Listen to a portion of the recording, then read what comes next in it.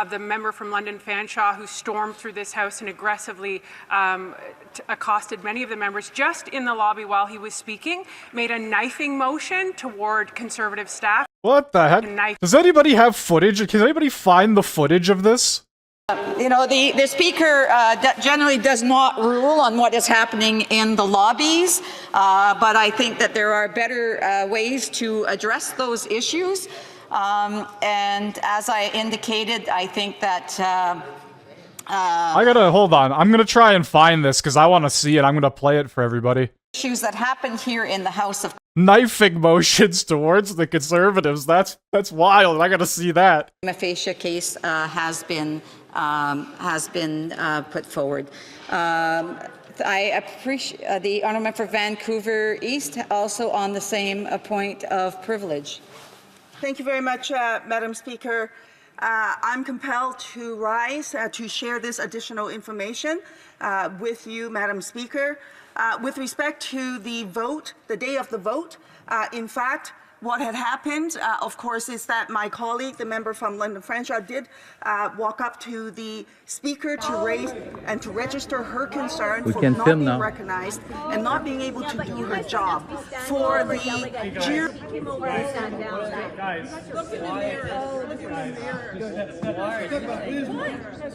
Why? And he's taking this in the House. He is taking Darth Fungus. I can't. Even Darth Fungus had to get up. No, it's too really? That's fine. You can record. It's all fine. He's sitting down. You're here for another month and you're gone.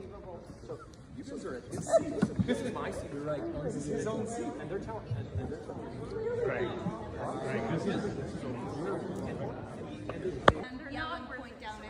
He is sitting down. They're not worth it. They're not worth it. You're here for another month and you're gone. You're here for another month and then you'll be gone. Oh my god, the roasts are real. We are going to get into some interesting stuff happening not just here, but internationally as well. The big news today is going to be coming out of South Korea. But before we get there, I want to bring this to light. The beginning of question period opened up with something quite interesting that I feel like people have either skipped over, ignored, or are just not simply talking about.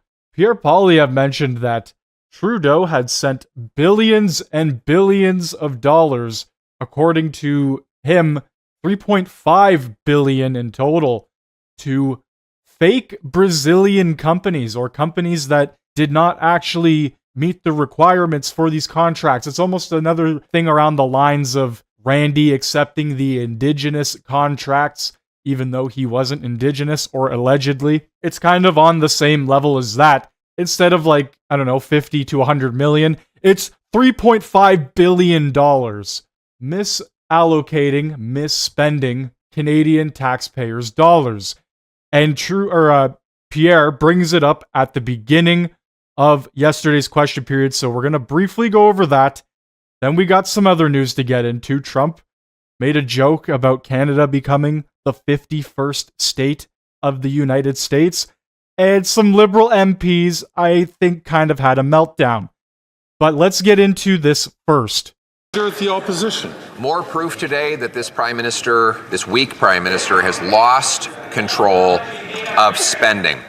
The Auditor General reports that his government gave out $3.5 billion of so-called CEBA loans to companies that did not qualify, a total of 77,000 of them. That's 10% of all recipients. On top of that, they then gave a massive implementation contract to high-priced consultants at Accenture who cost $200 million and farmed out a lot of the work to Brazil. Isn't it more proof that this Prime Minister is not worth the cost or the corruption? The Honourable Minister for Small and Medium-Sized Enterprises. Mr. Speaker, I find it ironic because for the member from the Mission, Maskey Fraser, actually sent me a letter advocating for CEBA loans to support a small business in his own riding. You see, Mr. Speaker, he understands the value of the CEBA loans because it was a lifeline for small businesses during an unprecedented time. And so we're going to continue to help support businesses, keep their doors open, keep their lights on, and keep their employees working. Mr. Speaker, I find it's unfortunate because yet this is another example of a letter that the Leader of the Opposition did not know about.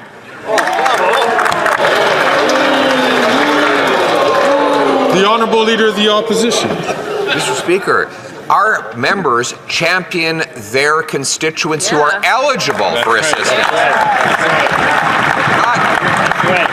Not 77,000 companies that should not have received the $3.5 billion in misspent dollars. All this while Canadians are starving. Today, the hunger report is out from Feed Ontario, and there have been 1 million Ontarians who lined up 7 million times at the food bank after this Prime Minister brought in a carbon tax on the truckers and farmers who bring us our food. So $3.5 billion of taxpayer money, Thanos snapped out of existence to an actual dictator in Brazil.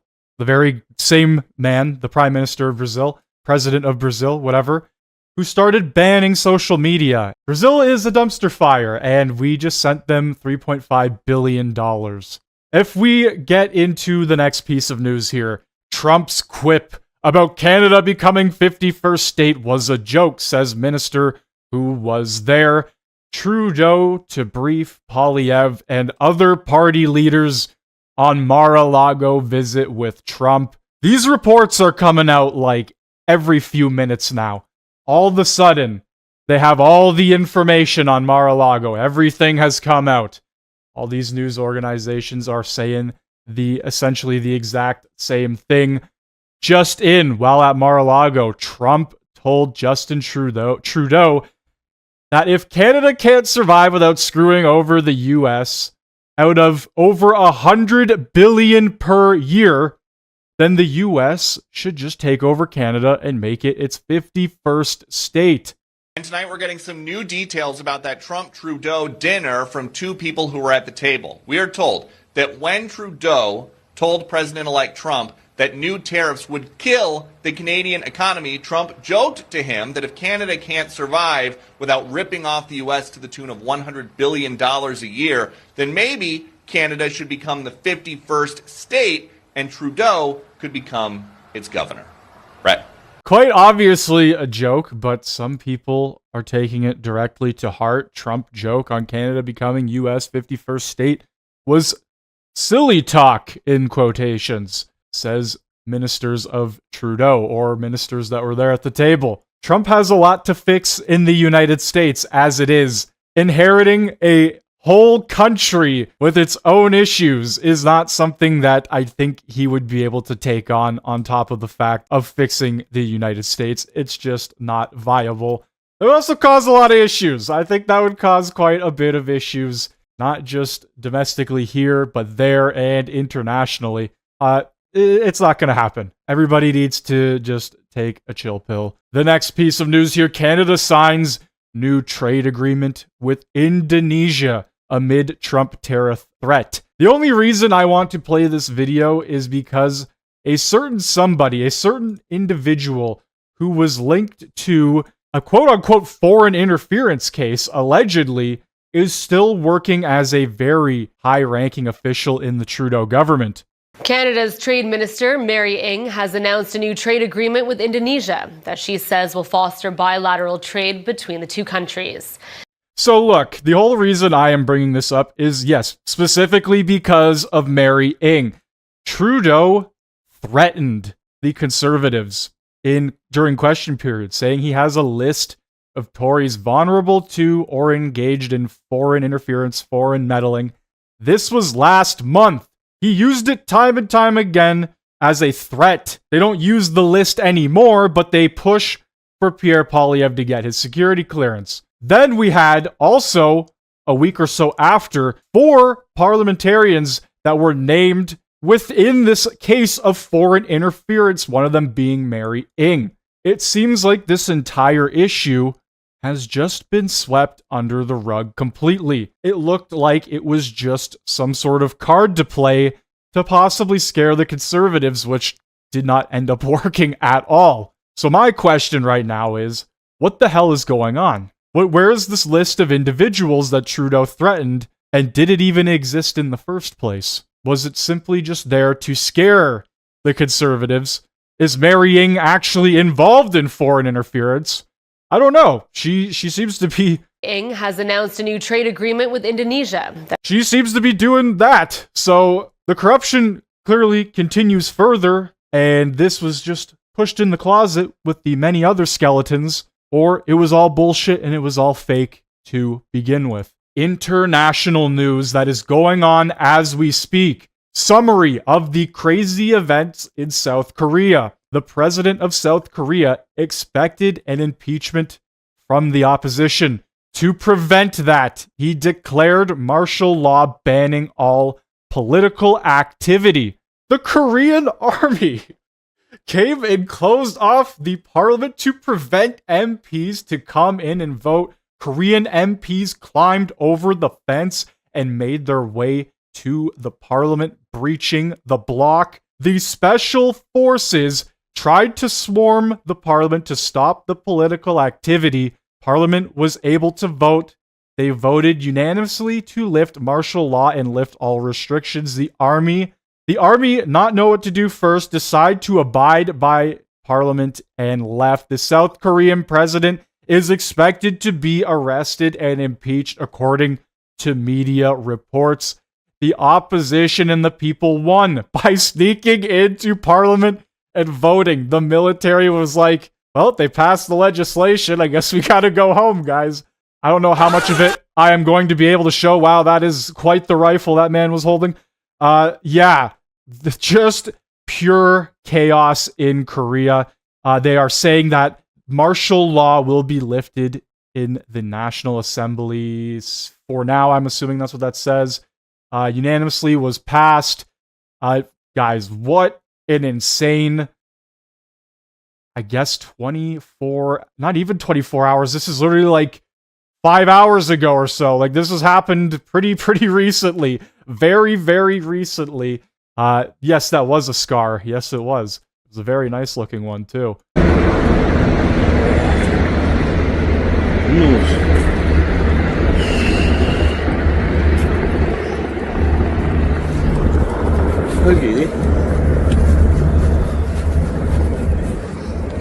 Absolutely wild.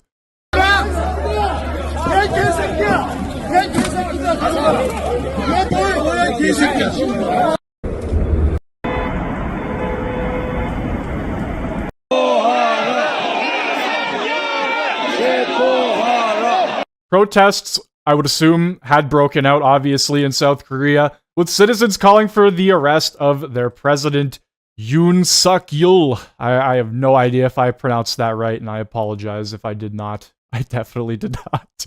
Outside the National Assembly, South Korean Parliament voted 190-0 to defy Yoon's declaration of martial law. Like, holy shit, man. What a crazy event. I bet you North Korea was sitting there going, should we do it?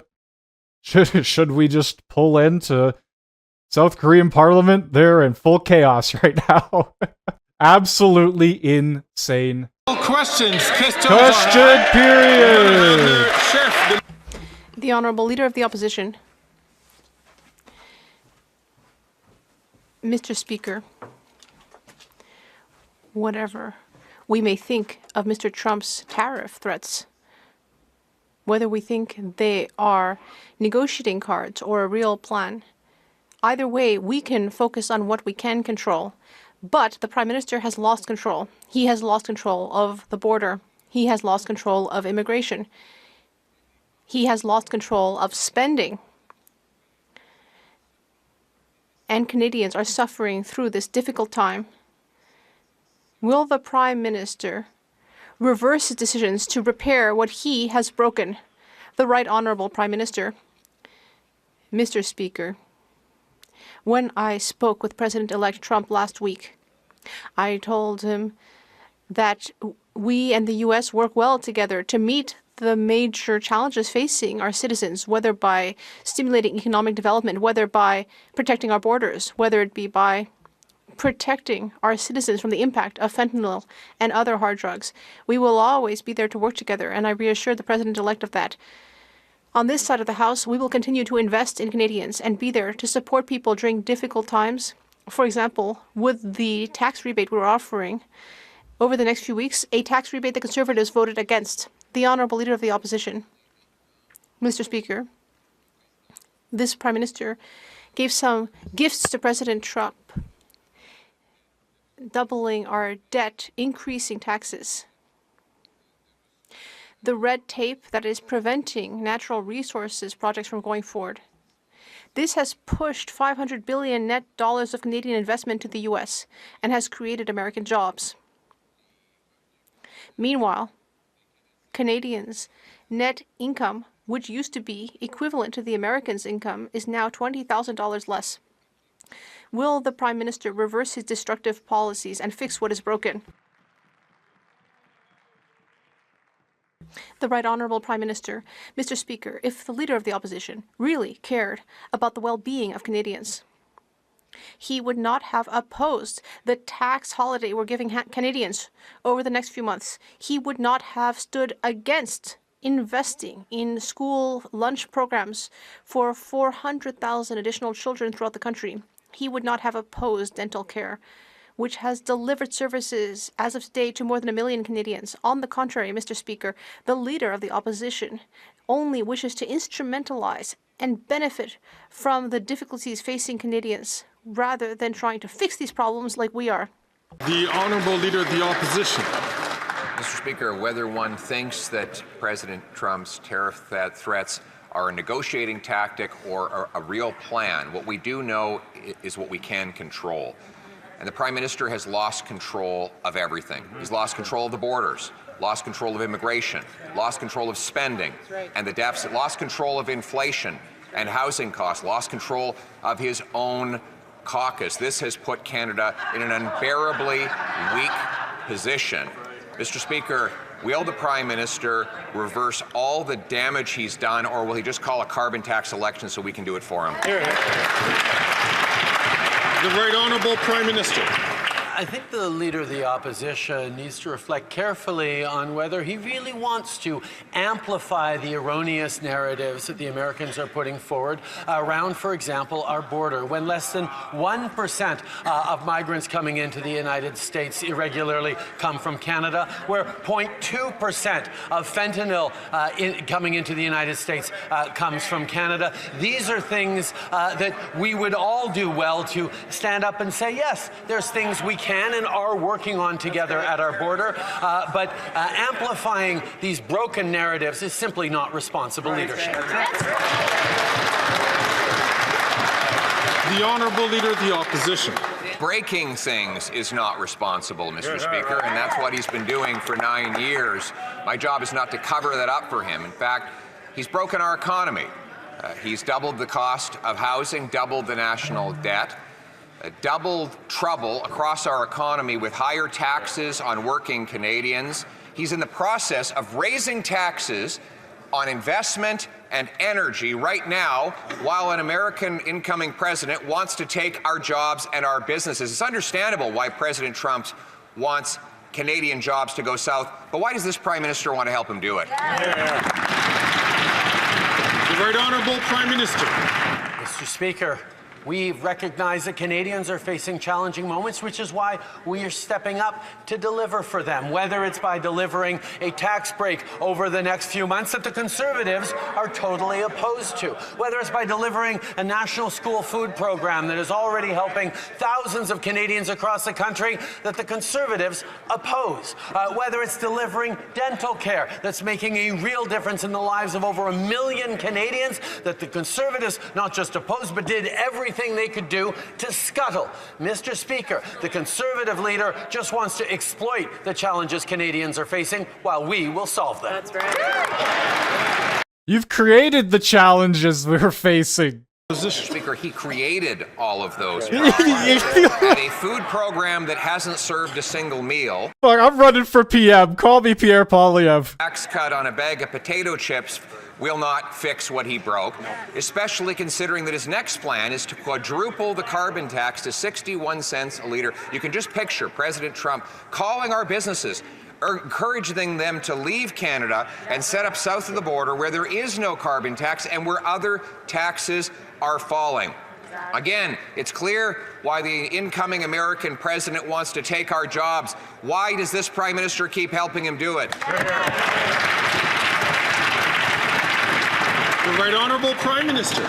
Let me say it once again, Mr. Speaker. The price on pollution puts more money back in the middle class's pockets across this here we country go than again. it costs them. The Canada Carbon Rebate is a check that arrives 4 times a year and helps 8 out of 10 Canadians in jurisdictions where it arrives with more money than they pay on the price of pollution. It's how we fight climate change and build a strong economy for the future while putting money in the pockets of Canadians. That is what we are doing, while the Conservative leader wants to abandon not just the environment, but the economy as well. That's right. You've abandoned Canadians. The Honourable Member for Belleuil-Chambly. Mr. Speaker, every day teaches us more about the twists and turns of our relationship with the Americans. And we know that the President's threats caused confusion. Was it about trade, drugs, or border security? Now, better late than never, the government is promising a detailed plan. I hope that will be budgeted as well. When will they help reassure Canadians and Quebecers about this? The Right Honourable Prime Minister. Mr. Speaker, we shared our immigration plan several weeks ago, and we will continue to invest to reduce the number of irregular migrants who are crossing our border in one direction or another. We have already significantly invested in staffing levels. Unlike the Conservatives, we will invest. The Conservatives cut staffing levels at the border. We will invest to protect our border security and Canadians. Freeland trying to hold in the twitches. Remember, well, we really need a plan for the future, not the past. The sooner we do, the sooner we'll realize that we're not actually talking about trade in the discussions. There are issues here about the cultural exemption, softwood lumber, aluminum, in addition to the 25% tariffs that are threatened. Will the Prime Minister reassure us that a representative designated by Quebec will be part of Team Canada and will be part of a future negotiations committee? The Right Honourable Prime Minister. Mr. Speaker, I can confirm that in addition to speaking about the borders on Friday with the President-elect, we also spoke about trade. We talked about steel and aluminum. We talked about energy. We talked about softwood lumber. We talked about all the issues that we will be facing with the American administration. But like 4 years ago, we will defend Canadian jobs, and we will also show how we can benefit our relationship on both sides of the border by working well together. Thank you. The Honourable Member for Burnaby South. Uh-oh. The last Conservative government fired 1,100 border officers. That allowed illegal guns and drugs to flow freely into our country. We are all paying the price of that callous Conservative cut. I want those border officers rehired. I want thousands more recruited, and I want their mandate expanded so they can patrol the entire border. Will the Prime Minister do that? Will you step down, Jagmeet? Mr. President, Mr. Speaker, my honourable colleague is exactly right. Conservative cuts hurt Canadians. Conservative cuts hurt our border security.